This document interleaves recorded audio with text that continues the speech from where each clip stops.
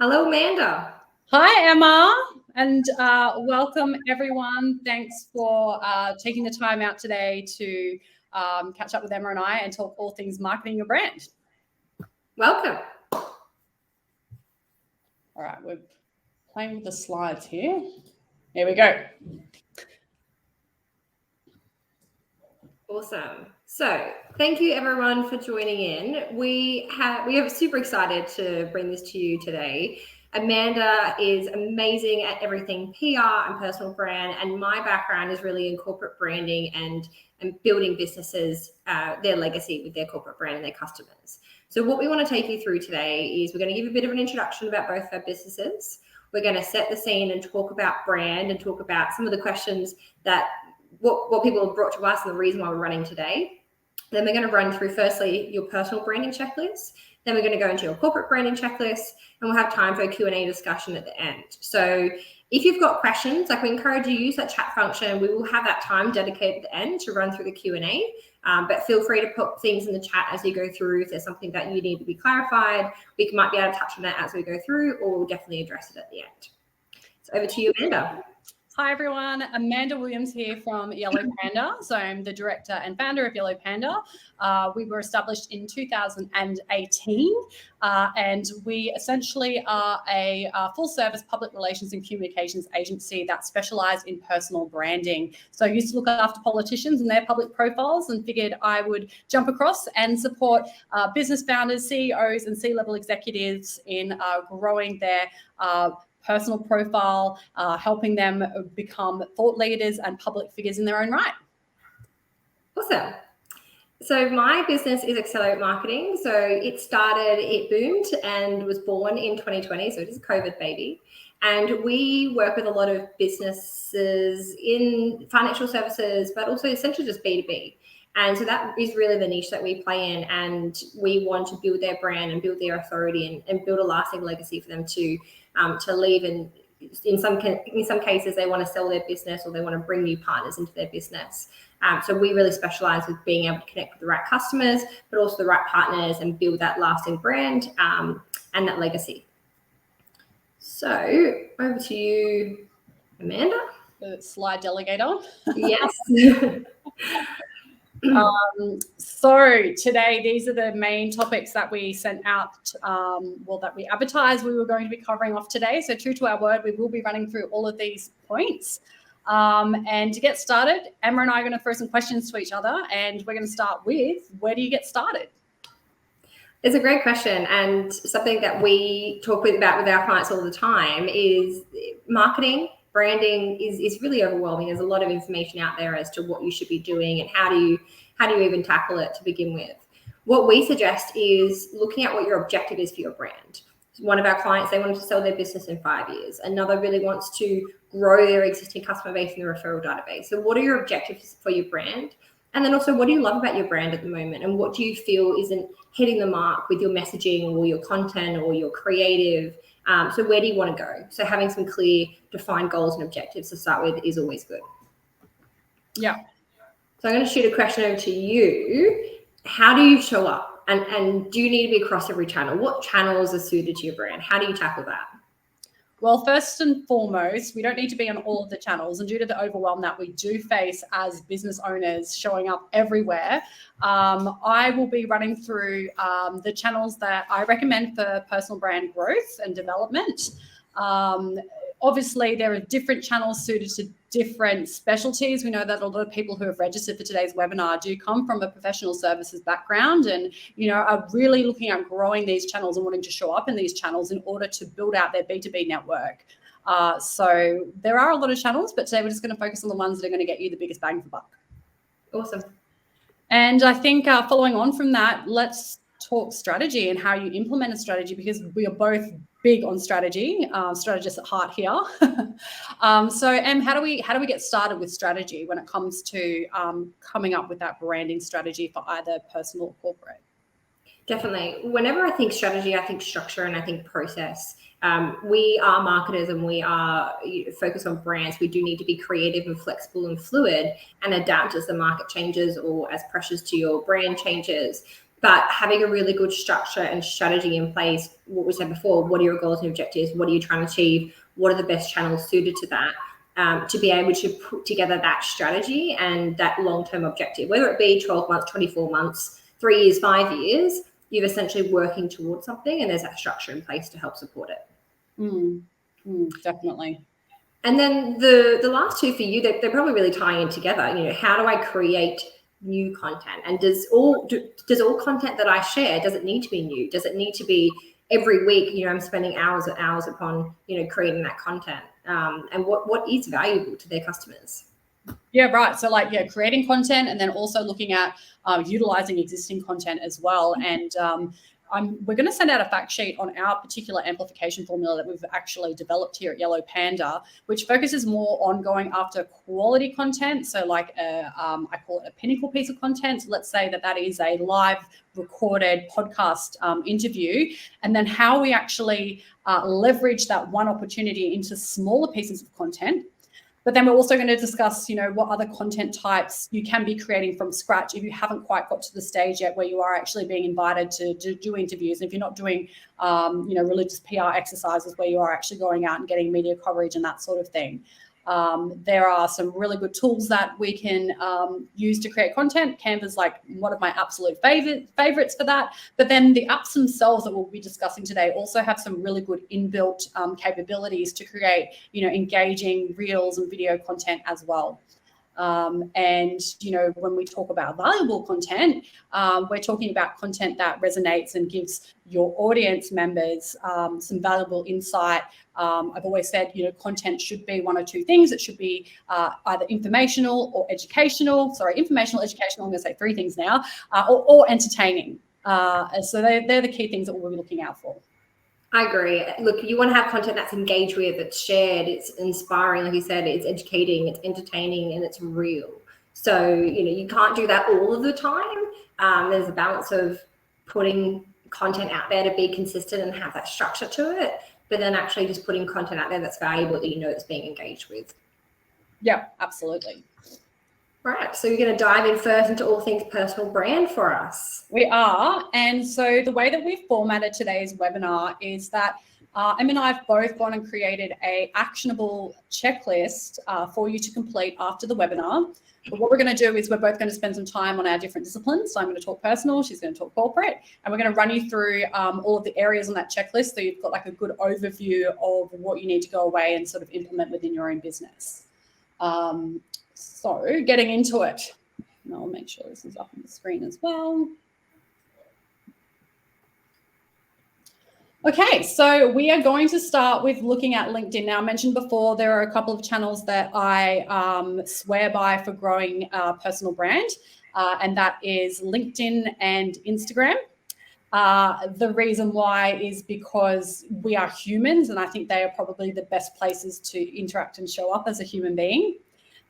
So with the basics of LinkedIn, so the first thing that people will see is they're going to see your cover photo, and you'll see on the screen here, I have an example of what I'm using that banner space for, but you can include your brand's imagery. You can also put something in there like a promo or a tagline. In my case, we've got our free resource, which is a downloadable guide. The next thing that your eye will be drawn to is the profile picture. And if you haven't got a good updated headshot, I would suggest organizing to get one because, this is your first impression online. And the things that we're looking out for in a good headshot is, definitely no sunglasses. Make sure you've presented yourself well. And I don't think selfies are the best thing for this particular platform because it is a professional platform. But the other rule I live by is, your headshot or your profile picture should be something that you would be comfortable having on a very public billboard. Let's say it's on the main motorway somewhere. Would you be happy with that? The next thing is your tagline. So in the tagline, it should communicate your value proposition. And I think a good little quick formula to think of is I help X solve X problem by X. And then in the about section, you've got 120 characters to effectively use. And I know a lot of people are not revisiting their about section to make sure they're current and up to date. So the first thing we want to do is say, is it up to date? Does it say what you do? Does it answer why your target audience should care about what you do? And does it include at least 1 to 2 keywords that could be used for people to search and find you? And in my case, I also have hashtags in there as well. The overview and description is the next part that we will move on to. Again, making sure that that's up to date and it reflects who you are and the mission that you're on at the moment. Does it clearly view how people can get in contact with you? So some people don't actually have the ability to send a lot of in-mail with the direct in-mail feature. So I always advise to put your email address or mobile phone number in there so that people can actually reach out to you and contact you. Similarly, in the overview, you want to tell the story of what your audience actually wants to hear and how you and your service offering or what you do is unique. And you want to make sure that it's visually easy to read. And I always go for a conversational tone. Whether that's first person or third person, use a conversational tone, and then always use Grammarly to run through a quick grammar and spell check as well to make sure that it reads nice. Also, there's a free tool with Grammarly that you can use for that. Moving on to experience, is it obvious what your current role is and your duties are? Obviously, that's going to be very helpful when people are wanting to reach out to you, so they know exactly what you do and what you're responsible for, and that will help limit unnecessary or people contacting you about things that are absolutely not in your wheelhouse. And are your accomplishments clear and highlighted? One more thing there you'll notice on that checklist there is the personal URL. So you can actually claim your own personal URL, and we definitely recommend that too. In terms of moving on to some tips and tricks, articles is a really good way to show your expert authority in your particular field. So one way we like to, we repurpose a lot of the blog content that we write for our own websites. We also repurpose any articles that we've appeared in, and we always include the links to say where it originally showed up. The benefit of putting this into articles and sharing it as an article on the platform with LinkedIn is that they like that. When you share a blog from a third-party link and you send people away from the platform, LinkedIn will disqualify that by giving you a lower return on engagement. So just be thinking of that. Connections. I always say be really strategic around how you reach out and connect with people. I'm not a huge fan of automation, scripts and bots. It irks me. I will just not connect with people if I don't feel like they're authentic in their reach out.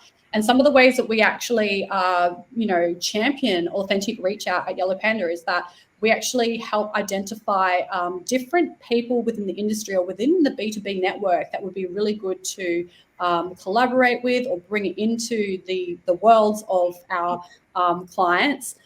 Might be that we saw them speak in an article somewhere, or we saw them speak on a stage, or we heard them in a podcast. And as a result of that, we can create a reach out template that says, hey, I saw you speak about such and such, I'm also in this space. I think it was really cool that you said X, Y, Z, hoping to connect with you. That will often lead onto a conversation because people are impressed that you've actually taken the time out of your day to actually get to know them and honor their work as well. Highlight features, one of my favorite things, and I'll show you a slide next as to how I have that set up, but highlight features is really where you can value add an amazing sort of portfolio section on your LinkedIn account. For me, I like to put in any interviews I've done, any media clips where I've had expert commentary. Again, a really good place to show social proof and exert your authority. Awards, a lot of people don't think to include this section. Maximize every single section of your LinkedIn profile. The more complete a LinkedIn profile is, the more complete any social media profile is from beginning to end, the more strength it has in showing that you are a trusted, legit human being with experience and all the social proof to boot. So make sure you add in your awards as well. And then recommendations. So many people don't ask for recommendations. I think it's awesome to have at least 3 on your profile. And I would also recommend that you give 3 as well. It's a great way to ask for a recommendation is to say, hey, let's trade recommendations. I'll give you one, you give me one, easy peasy. In terms of the content options as well for LinkedIn, there, you can use photo, text, video, the opportunities are endless. The frequency of how often you should be posting to be consistent. And the biggest thing is consistency. So don't bite off more than you can chew. The formula we use as a bare minimum, which works, is to be posting at least 2 static, short, sharp, static feed posts per week on LinkedIn, and then aiming to have 1 article at least per month on there. And in terms of a short form blog or article. And then we'll talk about this a little bit later. I'll actually skip to it now, but sharing other people's posts as well can be another way to, quickly, populate content on your LinkedIn profile without having to put too much effort into creating it from scratch. Images, showcasing in terms of the type of images that you should be putting on LinkedIn. Obviously, it's not Facebook and it's not Instagram, but sometimes we find that if you do actually share like a personal image, like a behind the scenes or something about your personal life, we do find that gets quite good engagement, but it's not something you should do all the time. It's just when rarely used, it can be a really good way to show the human side to what you do. And then in terms of video, always the best option for showcasing your personality. And it doesn't mean that you have to go away and create your own video or get an expensive production company to come in and film you. One tip that I love sharing is something that I do is I record all of my Zoom interactions, discovery calls and with clients, because you never know when you're going to have like one of those aha moments or epiphanies where something really awesome comes out. And then it's just a case of snipping that section from the Zoom video, reaching out to the guest or the person that you're speaking to during that time and saying, hey, is it okay if I actually use this part of our conversation as part of my content? And, 9 times out of 10, they'll always say yes. So that's another good way to get some video content, in addition to, putting yourself forward to do podcast interviews. And, if all else fails, grab out your smartphone and just do a little piece to camera. Talk about, I say to clients, keep a journal of those aha moments and maybe potentially some of the problems you're solving on a daily basis, so that you've got like content ideas of things that you can talk about. And I think we're always better at talking about things that we've done and lived an experience. The only time you really get stitched up with any kind of public speaking or being on video is if you're talking about a topic that's not super familiar to you. But if you're talking from heart and experience and lived an experience, I find that works best. And then, as we mentioned before, sharing other people's posts where possible. It's just good social karma online, I think. All right, that covers off LinkedIn. And I know that was like blah, but you will get a tip sheet so that you'll be able to go back in your own time and go through these and see where you're up to with that. Here is an example of my LinkedIn for everyone to see. So we talked about optimizing the cover section, profile, introduction, tagline, the featured section, the about section, right through to the recommendations. So if anyone wants to go stalk my profile, go for gold. I'm hoping that I've led by a good example there to show how it needs to be set up.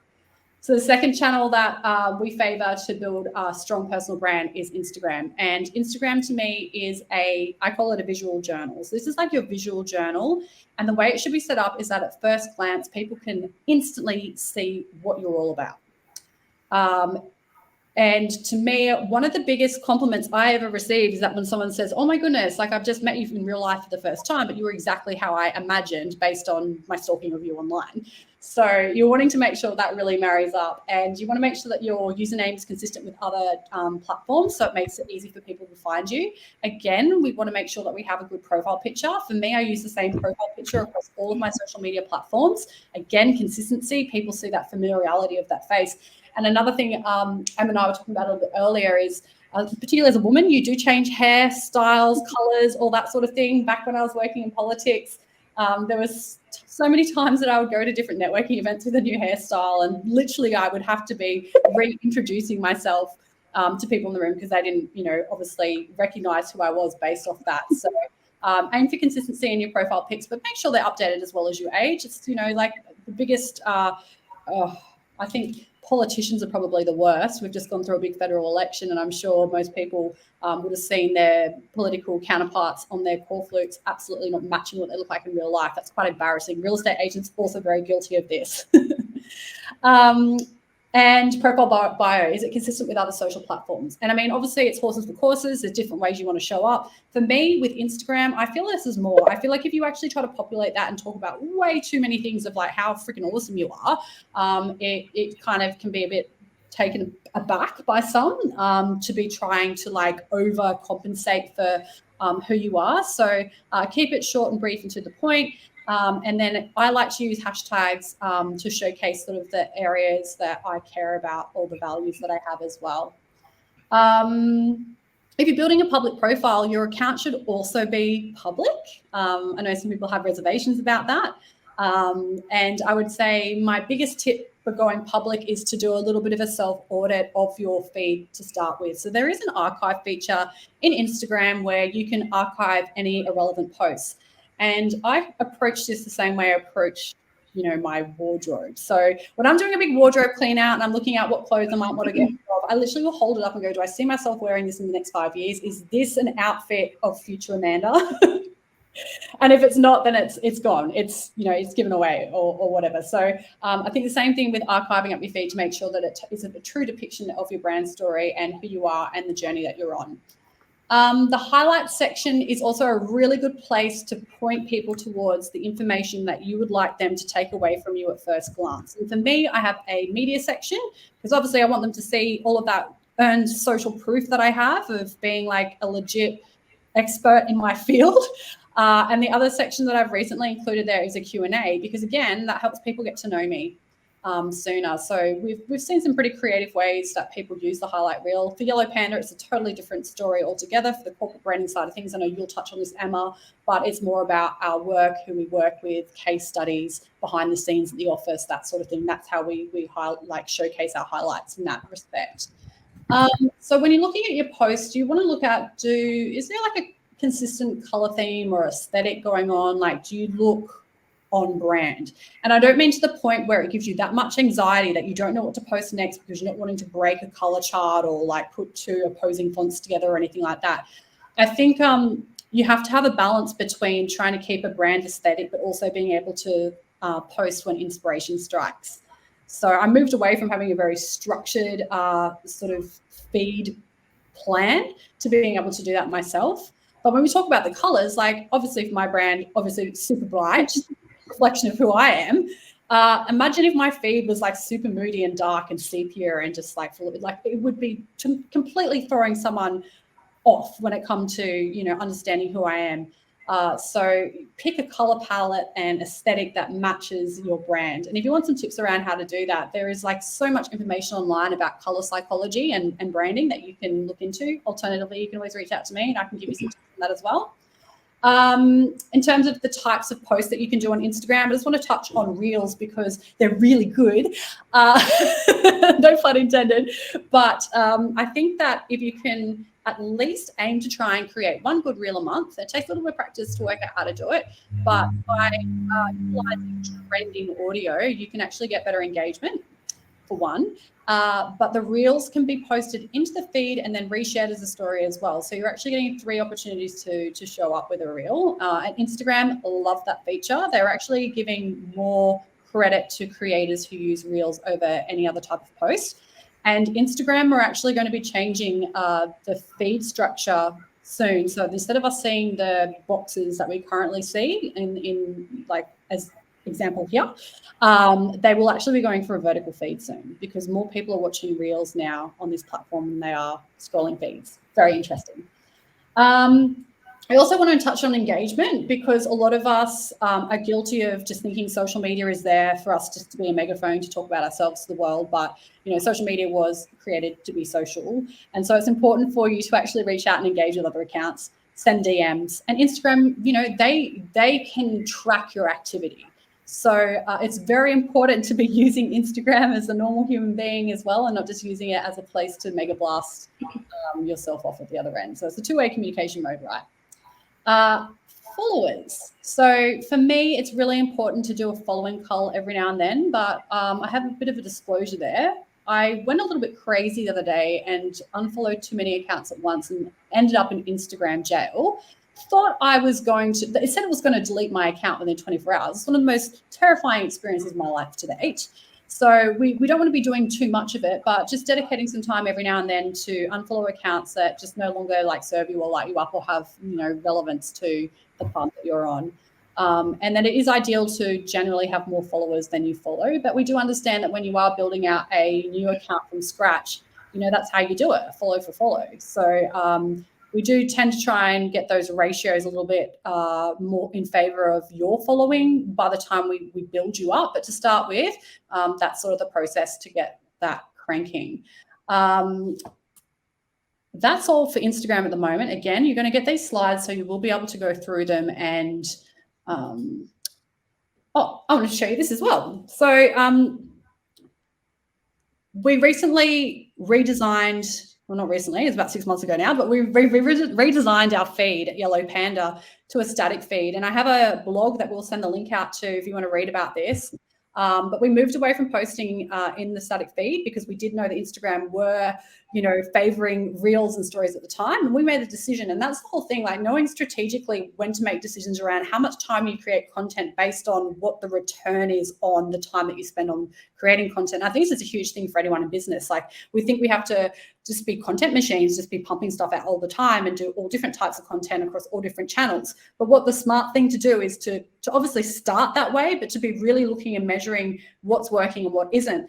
And our engagement and reach and following just went through the roof once we made this change to our feed. So again, we'll send out a link to that explains that in more detail, but it gives you a bit of a contrast between how I'm showing up as my personal brand using Instagram like a real person versus how it can be used from a corporate perspective.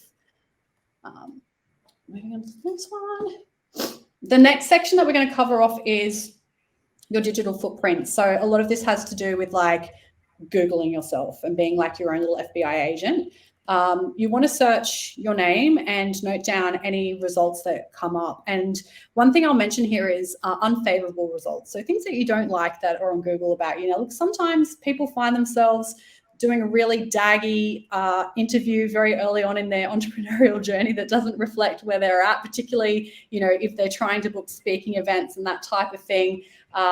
One way to remove any content that you're not happy with on Google is always to reach out to the original source who uploaded that to Google and asking them to remove it. That's one way you can do it. The second way you can do it is just by simply flooding it with new content so that the bad content on page 1 or page 2 gets pushed further down the end. And a lot of time people will engage a PR agency to do that. That's more of a crisis management thing, I think. But it's good to see how you're showing up online. It's good to go through the results. It's good to have a look at news and see if any news articles are coming up. It's good to have a look at your images and see what images are coming up there as well. And then finally, once you've done this kind of Google audit of yourself, I highly recommend setting up a Google alert for your name so that if you are ever mentioned online, it comes straight into your inbox instantly. Make sure you use the quotation marks at either end of your name so that you don't pick up every single first and last name as well for that. And then finally, personal websites for personal brands. I'm a huge fan of it. It doesn't need to be a difficult exercise. You can simply create a Squarespace website if you wish. But if you are going to be, on the journey of becoming a thought leader or a public figure or a public speaker, it can be very useful to have that in terms of another solid first impression online for people to come across.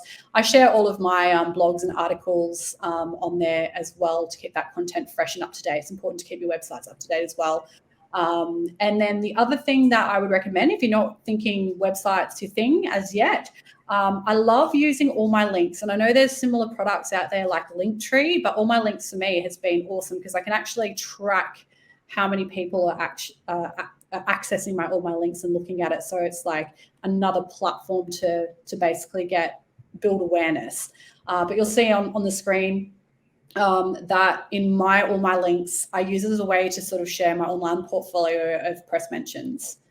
Again, highlighting expert authority, which is really important. So yeah, that's it for me. Handing over to you now. You can talk all things corporate while I have a little break.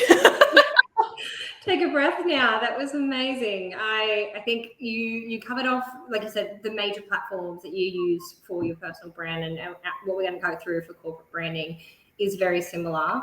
I hope everyone wrote down some of those really, really good actions. Some of the ones that I love that you were talking about is being trusted and legitimate, asking for recommendations and giving recommendations, give 3, get 3. The authenticity and making sure it's a true depiction of your brand story. When people see you, it is exactly as you are presented online. I think you have nailed that more than any person I've ever met. And social media is about being social.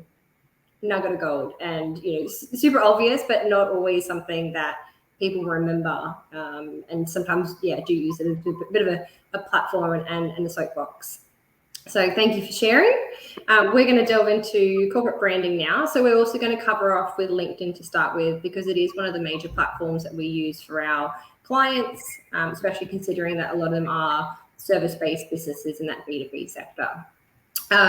So basically for LinkedIn and for a lot of the profiles, as you're talking about even for Instagram, you're scrolling through and you're looking top down. So would you like to talk about that cover photo, because it is the first thing that you see? I've used an example here of our client, National Audits Group. They are an auditing firm. They've got offices in Wagga and Gold Coast and Sydney, and they've got offices in the Philippines. They offer different services from internal audit, external audit, SMSF audit. For them, it's not about having a big fancy brand. They want to have a national footprint, which is evident there in the actual brand name itself. And they want to be really simple, straightforward, cut through, and they want to be displayed as being really easy to work with. But I can touch on actually later on, we get through this a bit more, what their strategy is actually for the last 3 months hasn't been about growing their brand to grow their client base. It's actually been about attracting the right staff to their brand. And we've been doing a lot of video content, and that has actually, the feedback from them was that the content that we've been doing around getting their staff to talk about what it's like to work for National Audits Group, and what they like about being an auditor as well, and what they enjoy about the career itself, has not only attracted more candidates to their jobs and the job openings, but it's actually attracted a better quality of candidate. And that was off the back of pivoting the strategy to help where they needed the most attention in their business, and that was attracting the right quality of candidates and more candidates so they could service the work. So for them here, you can see good solid brand. We've posted, so we'll go through cover photo, the tagline, similar to personal branding. You want to have something that's going to resonate with the customers. It's going to represent your brand and essentially make every character count. Simon Sinek has many quotes, but one of his is, people don't buy what you do, they buy why you do it, and what you do simply proves what you believe. So a strong brand would definitely help customers to remember your business and have greater confidence of those products and services that you offer. So you want to try and nail that at that top section. Then you go into the overview and description, and that's where you have a little bit more room to talk about the brand story in more detail. You can share the origin story, so for National Audits Group, they started in a small country town in Wagga, and they've grown to have this national footprint, to have multiple offices and divisions of their business, which displays strength and resilience of their business, especially over the last 18 months, 2 years. You can also talk about what their values are, but use simple, accessible language, and also use that to be informed by keyword research, to use some words in that are resonating within your industry and your audience. You can talk about your specialties. You can talk about what the core strengths are. You can add up to, I think, 20 specialties now. There's also a section I'll just touch on. It's not actually written on the slide there, but I can include it in the checklist. There's a section about workplace. And in that section, you can actually talk about what makes your company stand out and attract those top candidates. And you can highlight your workplace and benefits, like if you offer remote work, what type of arrangements that you offer. And it's something that we're doing separately with this client, is we're actually looking at what those employee benefits are and how do we communicate them across their socials and their website appropriately, again, through that recruitment phase of new staff. Then the next one there is location. So this is super important to be consistent, especially when you do have multiple offices. You want to make sure that your head office and that main office is consistent across your social media profiles, across your website, across your Google My Business. Google does penalize you, even if there's a comma that's different. You want to make sure it's exactly the same, and then onto your company documents as well, your letterheads and so forth. Going into tips and tricks, the top one I love. It's so easy and it's super great to delegate. So you can invite up to, previously it was 100, now it's up to 250 followers every month for free to follow your page. Now, if you continue to harass your network, it's going to get pretty annoying pretty quickly. Hey, can you follow my page across your whole network? So what you can do, and what I recommend, is actually changing the admin and adding more admins onto your page and sharing it with your staff. So you're getting them across the engagement with your brand, and you're getting them to share it across their network, which opens up a whole new kettle of fish in terms of the access into that new network and their new experience and their previous roles that they've worked in. Now, just like for your personal brand on LinkedIn, you can feature posts, but we have the one post that you can feature at the top of LinkedIn. I always like to feature video content, especially when we are putting up a new video. Video content, especially when you upload it on YouTube or if you had it on their feed, it does, it is timeless, I would say. So when you have something on YouTube, it stays there forever. And when you're sharing it across social media, we know it gets more engagement than other posts, and also communicates that message easier than, say, an article or something else would. So I like to post, to pin one of our top posts, but then also try and do that as a video or potentially something different, slightly different, that is really representative of the brand. Content suggestion. So looking at the top trending topics and articles. So we get that information for a number of ways. I have Google Alerts set up for everything. Every client's name, kids, company, everything we have Google Alerts for. So if they're in the media or their competitors in the media, or there's a regulation or legislation or something that's changed, we're across it. We're also looking at your general news sites. So being able to be across those relevant topics so that you're posting things that are relevant, but then also recent and then appropriate to that particular individual.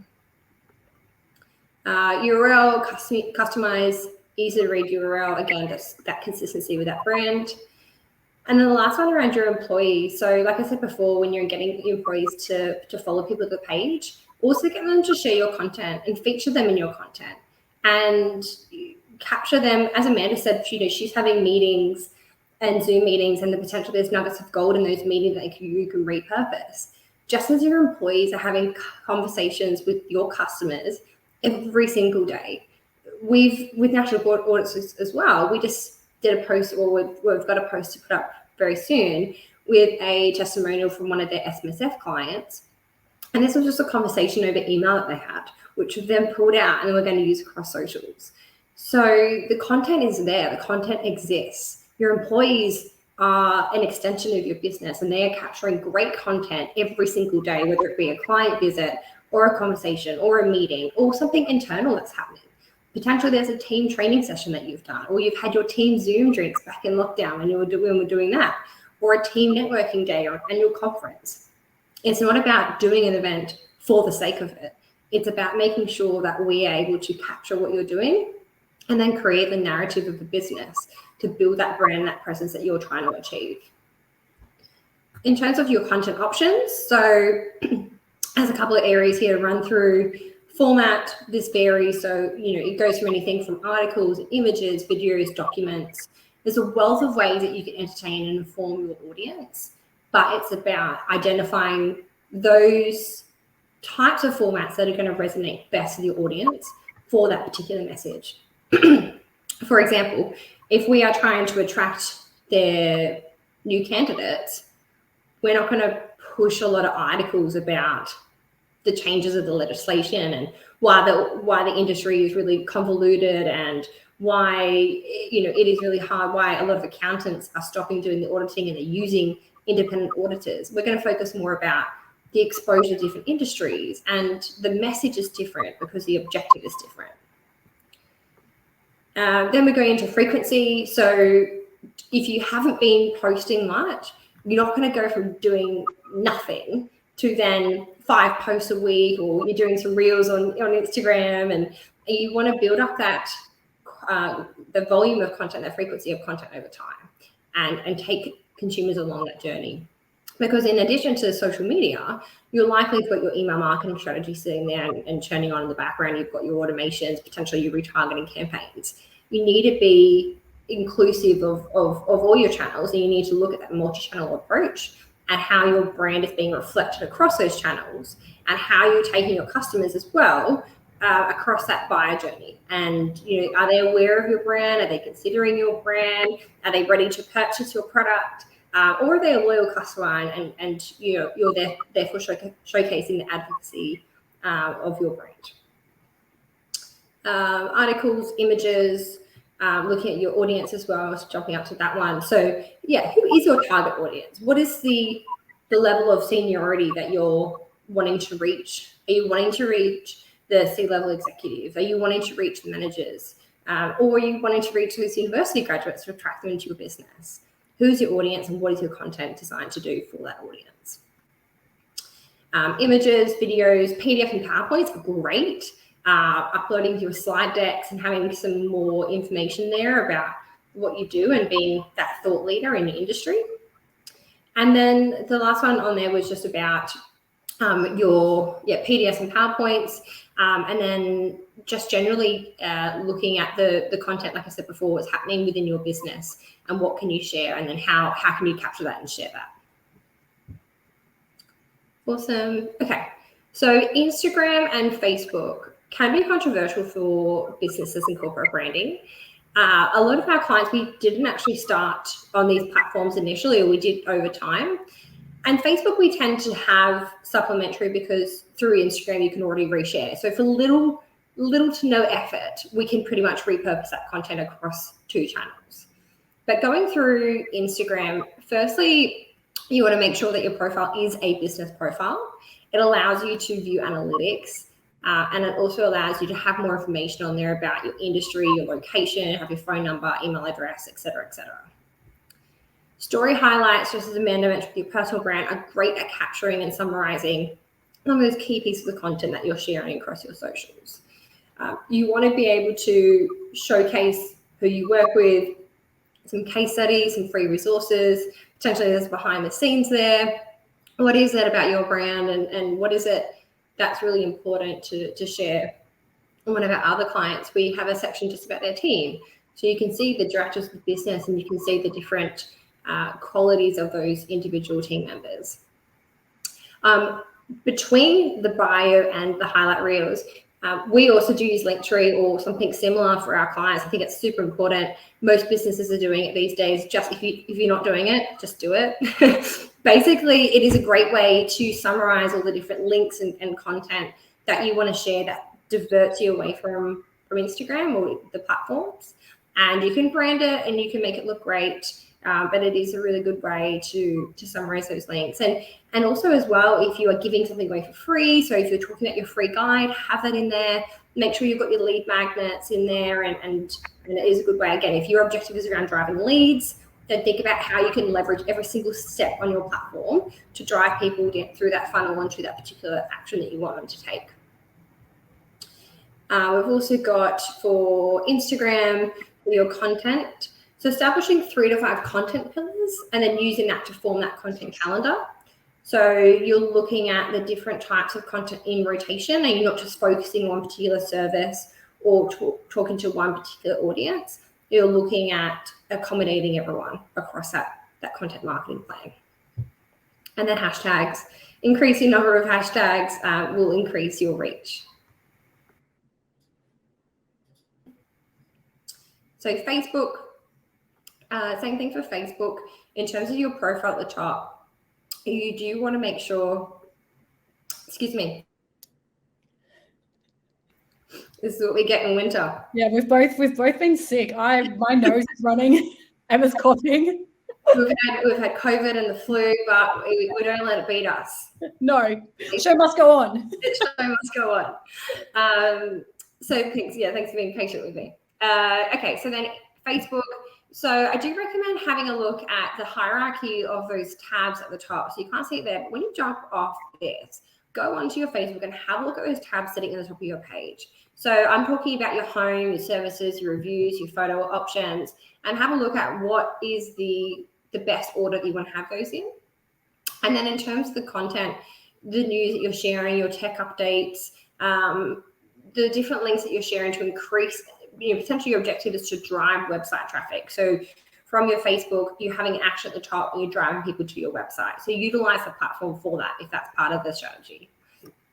And consider the timeliness of your content and when your audience will also be online to engage with. So depending upon the type of content, you might want to post in the morning or the evening or at lunchtime. Okay. So I think we've pretty much covered off all bases there. There was one slide. If you can just go back to the start, there was one slide I just wanted to show on equal advisory. That's the very start. Yeah. So there is only a really subtle difference here, but this is one of our clients that we've been working with for over 18 months now. The first statement on their website was when they came to us. And it's not terrible. Clear, simple tax advice and financial strategies to grow your business. But the owner of the business is, we're not about just clear, simple tax advice. Our strategies are more than that. We are the advisors for a bit. We're more than accountants. Our message doesn't convey that. So then what we came up with was glide through your business growth with financial peace of mind. So I'm just going to leave you with that. And just think about the subtle differences of your brand. So think about, obviously we've gone through the different platforms and that messaging, but the slightest changes across all the different things that you're doing across your platforms will make a huge difference overall. So it's not about doing one big thing and your whole brand image is going to change. It's about looking at those small increments and how does that message change over time. All right, we're up to question time. Yeah, so if anyone has any questions, they can just chuck them into the chat. People can be very shy with this sort of stuff as well. So if we don't have too many, always happy to take some questions after the webinar if you guys want to reach out to Ems and I, but we'll just wait and see if anything comes through. We have allocated this time for you, so please hit us up.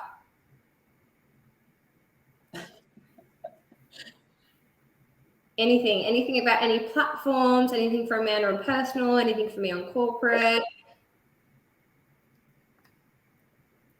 Ooh, process, take clients through. Thanks, Jack. Strategy. So we start with strategy and it does feel overwhelming. That's why we have the strategy. So the strategy is there to limit the overwhelm, and every strategy is custom made for our clients.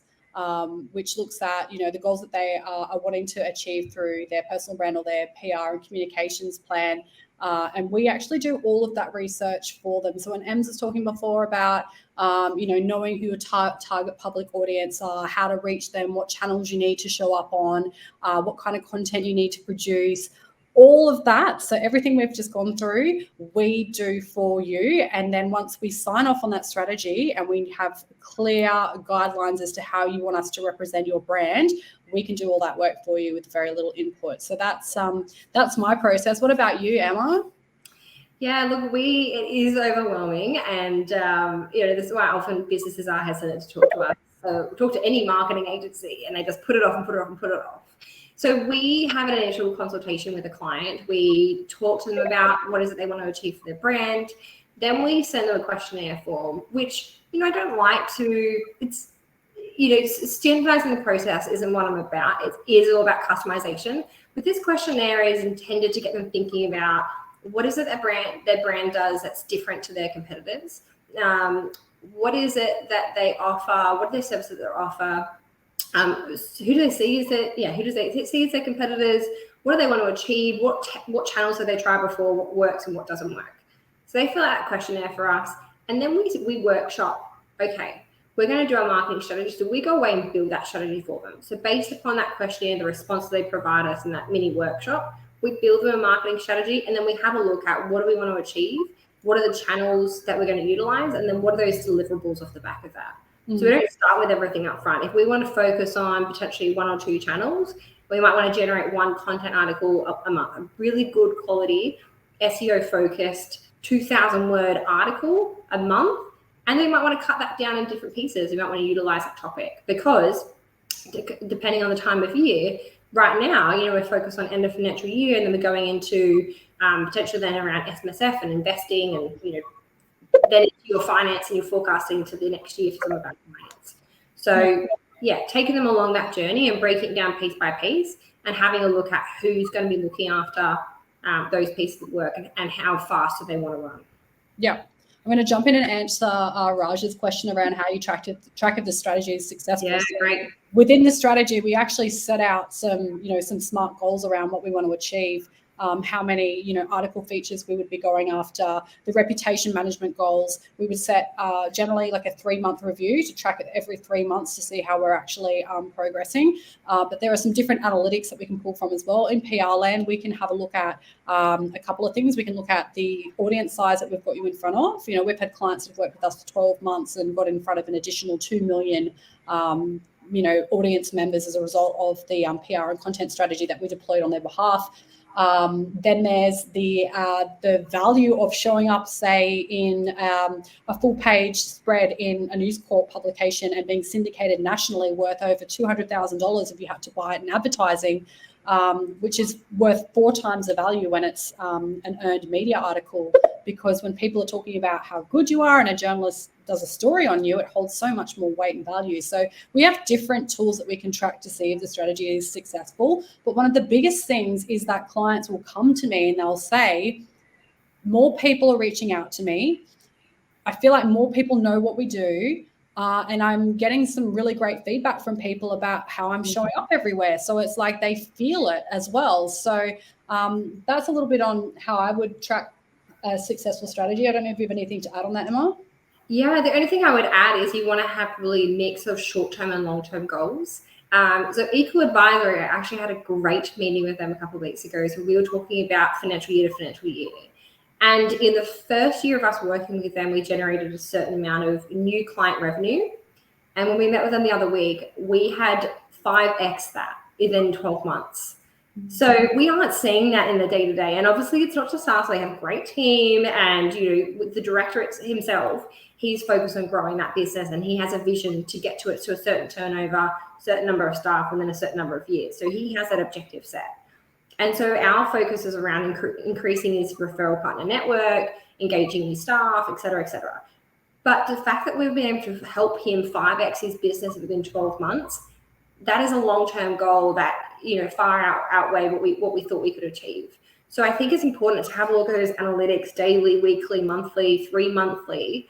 But going back to what your brand strategy is about, having a look at those long-term goals and making sure if you are working with an agency, you're communicating back to them that type of information, because we don't always get that insight into the growth of different sections of the business. National Audit Group as well, they've tripled the SMSF audits that they've done within the last 18 months. Again, if we didn't have that information, we wouldn't know. And it isn't just directly attributed to their marketing. There is a lot of different, the director himself shows up at a lot of networking events, and there's lots of different events that they have on.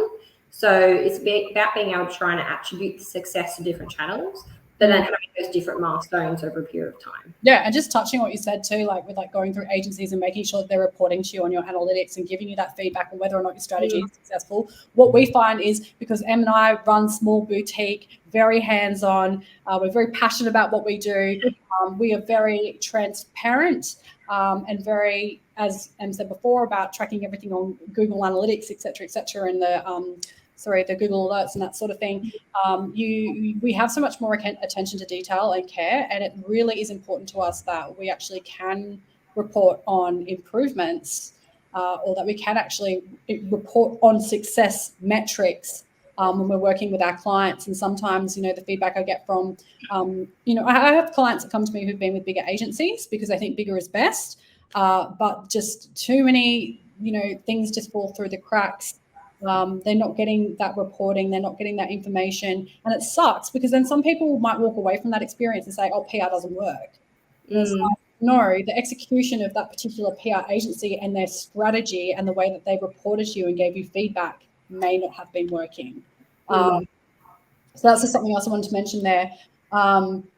Yeah, definitely. The only thing that you made me think of when you were saying that was just around the types of businesses that you work with. Yeah.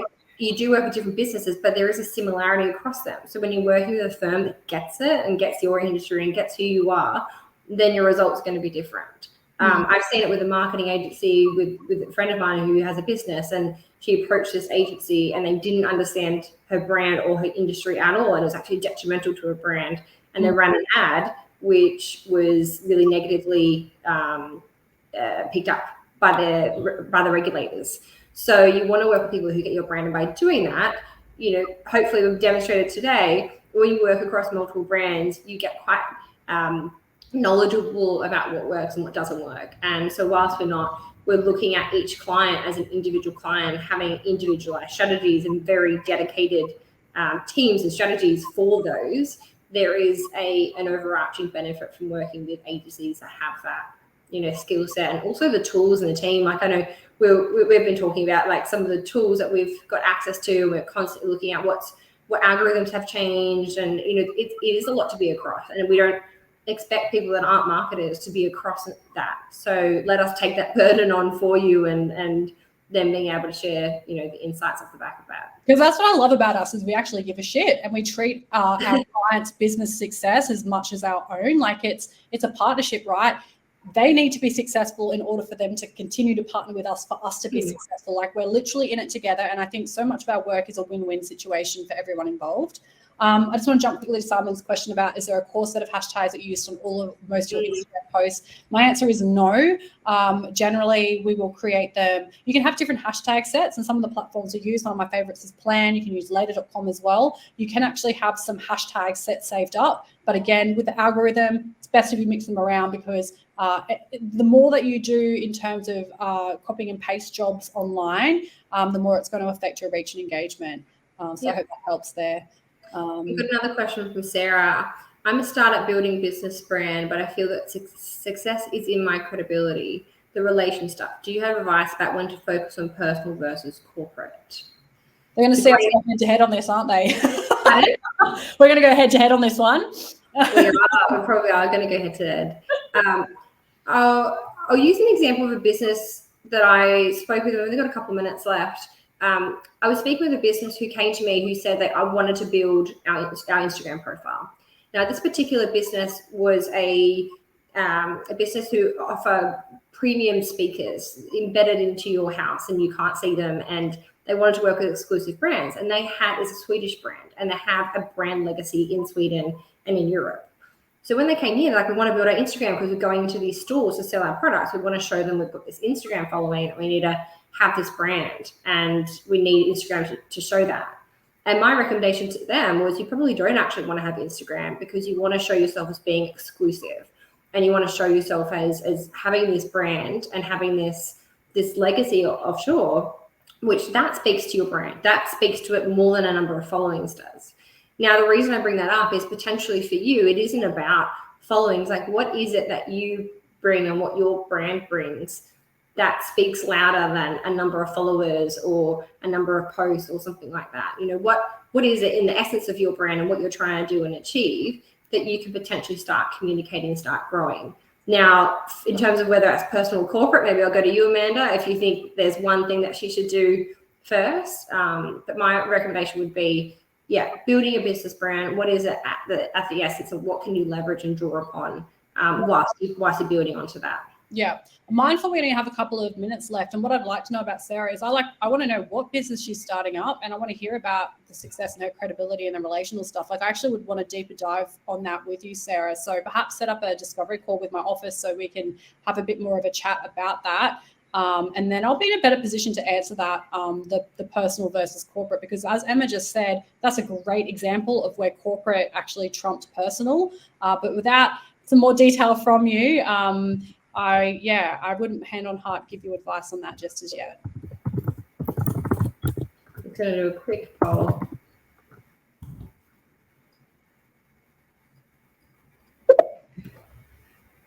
Let's hope everyone does say yes. There's a poll in there, so can answer that for us. We're going to wrap up. Thank you so much to everyone that has joined and has spent their Tuesday lunchtime with us. We very much appreciate it. We very much look forward to speaking with some of you following this. If you have additional questions, we will share the checklist, which is broken down to PowerPoint format for this, but it is a Excel checklist, so we'll share that around shortly. And definitely reach out, and we'll be speaking with you. Thanks, everyone. So good to have you guys here. And I look forward to catching up with you guys soon. And keep an eye out for in your inbox for more goodies from us. Thanks, guys. Have a great day.